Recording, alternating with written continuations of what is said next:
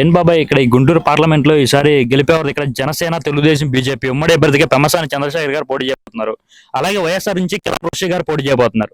మరి వీరిద్దరు ఇక్కడ గెలిపేవారు అంటారు. ఇక్కడ కూటమి గెలుస్తుందని అంచనా వేస్తున్నారు సార్. కూటమికి సపోర్ట్ బాగుంది. బెమ్మసాని డాక్టర్ చంద్రశేఖర్ గారికి అభివృద్ధి పథకంలో ముందుకు నడిపిస్తారని, ఒక డాక్టర్ గాను ఆయన వైద్య అభివృద్ధిలోను కార్యక్రమాల్లోనూ బాగా చురుగ్గా పనిచేశారని, అమెరికా నుంచి ఇక్కడికి వచ్చారు.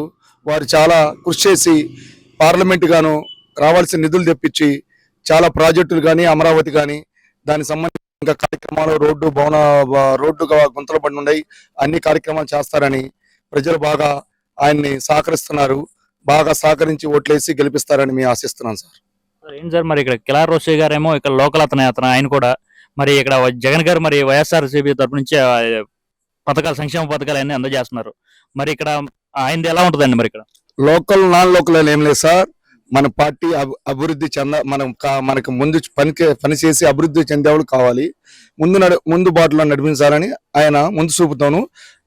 ముఖ్యమంత్రి నారా చంద్రబాబు నాయుడు గారు, పవన్ కళ్యాణ్ గారు, మోడీ గారి నాయకత్వంలో ముందుకు దూసుకెళ్లాలని రానున్న పథకాలను ఇంకా ప్రవేశపెట్టి విద్య, వైద్యం ఇంకా కావాల్సిన సంక్షేమ కార్యక్రమాలు ముందుకు తీసుకెళ్లాలని కోరుతున్నాం.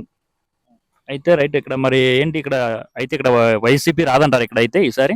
రాదు సార్, కొంచెం గట్టి పోటీగా ఉంది సార్. సంక్షేమ పథకాలు ఇచ్చినా కూడా బాధుడు కార్యక్రమం, చాలా కార్యక్రమాల్లో ఆయన ముందుకు దూచిపోయి 8 సార్లు కరెంటు బిల్లు 9 సార్లు పెంచారు.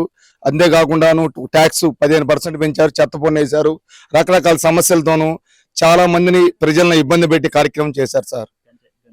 గంజాయి విచ్చలవిడిగా డ్రగ్స్ కార్యక్రమాలు బాగా విచ్చలవిడిగా యువత పాడైపోయి ఉద్యోగ నిరుద్యోగులకి సంకల్పం లేకుండా నిరుద్యోగులు బాగా పని లేకుండా, ఉపయోగం లేకుండా, కూలీ లేకుండా, ఏమి లేకుండా జరుగుతుంది కార్యక్రమం. ఇక్కడ మళ్ళీ ఆంధ్రప్రదేశ్ రావాలంటే గాడిలో పెట్టాలంటే నారా చంద్రబాబు నాయుడు గారు, పవన్ కళ్యాణ్ గారు, మోడీ గారి నాయకత్వంలో కేంద్రంలో ముందు చూపుతోను వాళ్ళ యొక్క నిధులు తీసుకొచ్చి పోలవరం ప్రాజెక్టు, అమరావతి రాజధాని ప్రాజెక్టు ప్లస్ యొక్క పెండింగ్ లో ఉన్న ప్రాజెక్టులు మొత్తం ముందుకు నడిపిస్తారని మేము కోరుచున్నాం.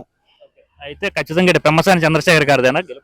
బ్రహ్మచారి చంద్రశేఖర్ గారు 1,50,000 ఓట్లతోనూ గెలుస్తారని మాకు అంచనా. మా రూరల్ మండలం పత్తిపాడు నియోజకవర్గంలో మా లాల్పురం గ్రామంలో 6,000 ఓట్లు ఉండే 5,000 ఓట్లు ఆయనకేసి సహకరిస్తామని మేము కోరుచున్నాం.